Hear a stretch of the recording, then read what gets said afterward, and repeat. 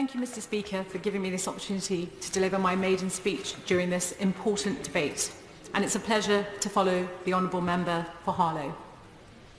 It is such an honour and privilege to have been elected as the Member of Parliament for Birmingham, Edgbaston, a constituency which has returned a female MP in every election since 1953. Wow. With the most recent being my predecessor, Gisela Stewart. I knew and respected Gisela from afar before being selected as the Labour candidate for Edgbaston. I may not have agreed with her on every single issue. But she was passionate, gutsy, and a fierce defender of Labour values. By the end of my first campaign session, when almost every house I knocked seemed to have a story of how Gisela had helped them, I knew just what a brilliant constituency MP I was following. Gisela's contribution to Edgbaston will never be forgotten by the thousands of constituents she helped in ways both big and small. Mr. Speaker, it is also an honour to now be the first female Sikh to sit on these benches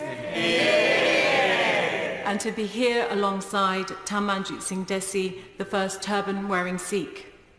Being the first Sikh female MP comes with a huge sense of responsibility.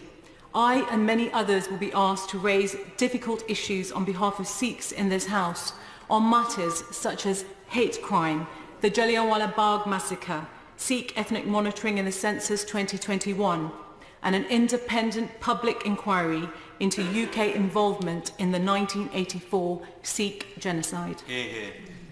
For many decades, Sikhs have lived in this country, paid their taxes, fought in world wars, and contributed to society in every way imaginable.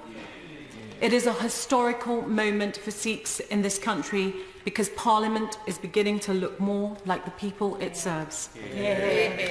Sophia Dalip Singh, the granddaughter of Maharaja Ranjit Singh, who was the ruler of the formidable Sikh Empire from 1801 to 1839, and the goddaughter of Queen Victoria, would have been immensely proud that the United Kingdom had elected its first female Sikh MP some 100 years after she, as a prominent suffragette, had fought for women in this country to have the right to vote. Madam Deputy Speaker, being born and bred in one of the most diverse cities in the United Kingdom, I'm so proud of the vibrant and exciting multicultural society we live in today. I walk through Birmingham and see Caribbean restaurants next to Indian dress shops, gurdwaras and mosques down the road from Catholic schools, Polish accents, Irish accents, even the occasional exotic twang of an "all right, Bab" from one of our neighbours from the Black Country. Burmese, whether first or 30th generation, live and work together to make Birmingham the unique and fascinating city it is. I'm delighted at the prospect of this great city hosting the Commonwealth Games in 2022. Madam Deputy Speaker, people are what makes a place special, and Edgbaston is certainly that. The constituency is made up of 4 diverse wards: Bartley Green, Quinton, Harborne and Edgbaston. Parts of my constituency are very affluent, but equally there are areas of deprivation.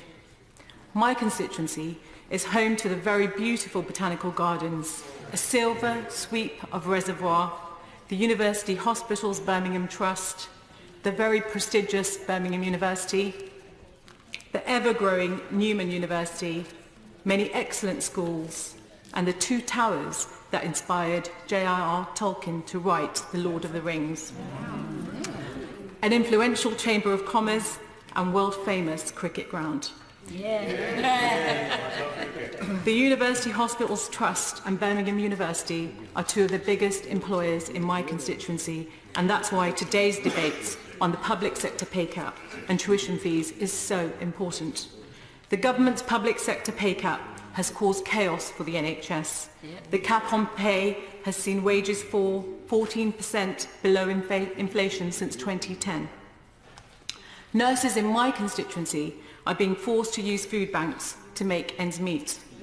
The government has created a workforce crisis in the NHS, which is causing misery for patients. Hospital wards and GP surgeries in parts of my constituency are chronically understaffed, and the knock-on effect is waiting lists which are spiralling out of control. And for 7 years, ministers have balanced the books on the backs of NHS staff. Madam Deputy Speaker, I spent a day in Birmingham's Children's Hospital this summer after an unfortunate incident involving my daughter and a trampoline. And as ever, I was bowled over by the skill, the courage and dedication of NH staff that the NH staff bring to their working lives. This current debate regarding the rise of tuition fees. Madam Deputy Speaker, I am concerned that young people and their families are impacted by the hikes in tuition fees, further increasing student debt. For a young person in my constituency to go to university to study a 3-year course, you're talking about £30,000. A 5-year medicine course, £50,000, and that's not to mention living costs on top of that. For young people growing up in normal households in my constituency where money can be tight, this is an astronomical and intimidating sum of money. Graduate wages are stagnating and student debt will only rise further. Everyone in society benefits from our graduates. They are our engineers, they are our doctors, our social workers of the future, and that's why today I will vote to revoke a rise in tuition fees. Madam Deputy Speaker, like all of us in this House, behind the history and records sits an ordinary story of simple values. For over 20 years, my father drove the number 11 bus around what is now the constituency I represent. He worked every hour he could to make sure that my siblings and I had the best possible start in life. My mother and father provided me, my brothers and sisters, with a set of values which was simple. They permeated through every aspect of our upbringing, and that's what brings me here today. Firstly, that to build something with our lives, we all had to work at it.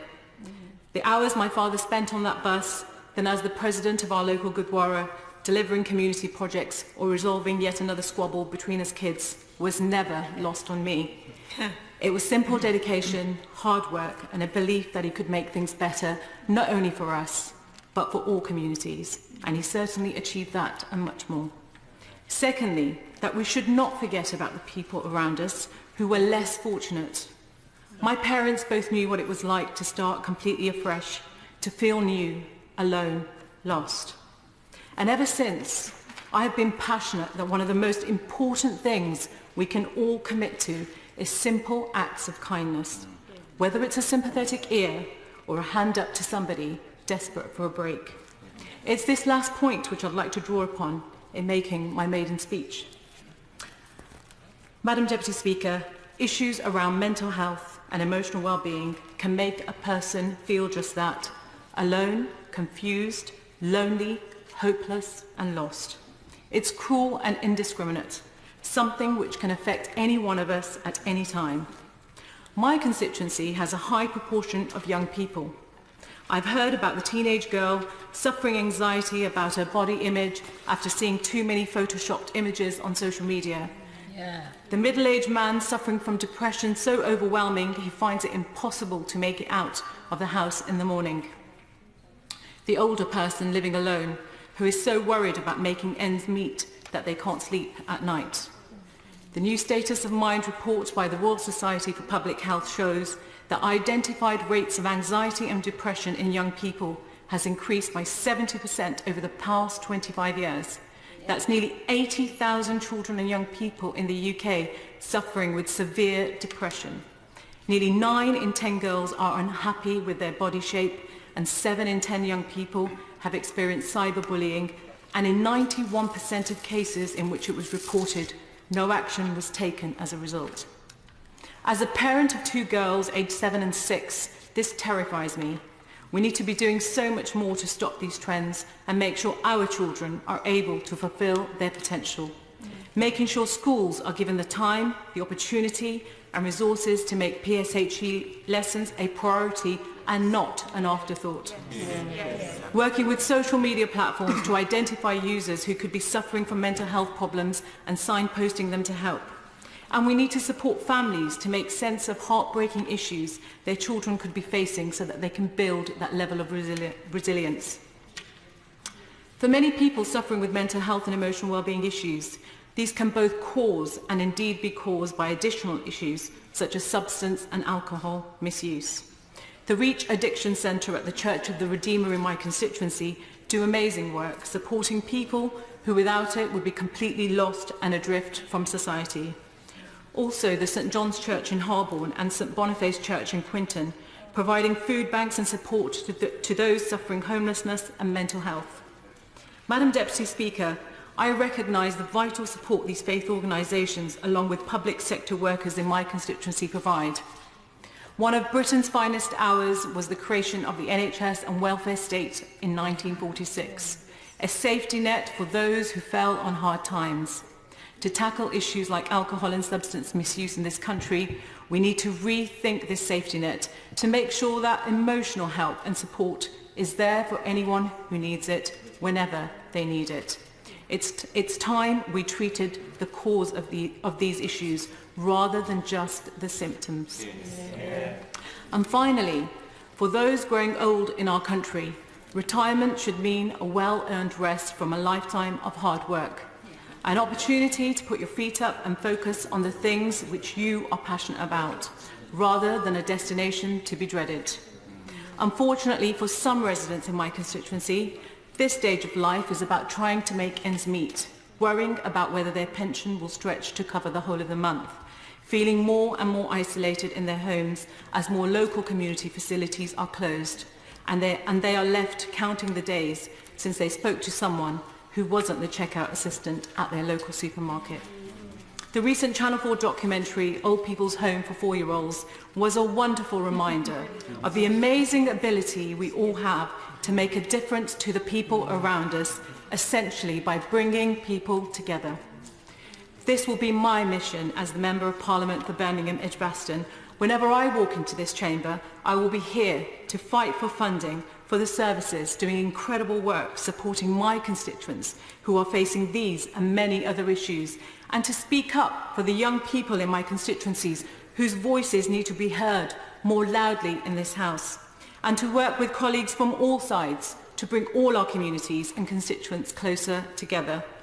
And I'll also be thinking back to my dad, driving that same number 11 route, day in, day out.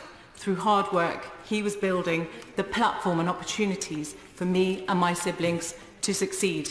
It's that spirit which I will bring to this role. I'm so grateful to the people of Edgbaston, and I will be restless in working and fighting for every single one of them.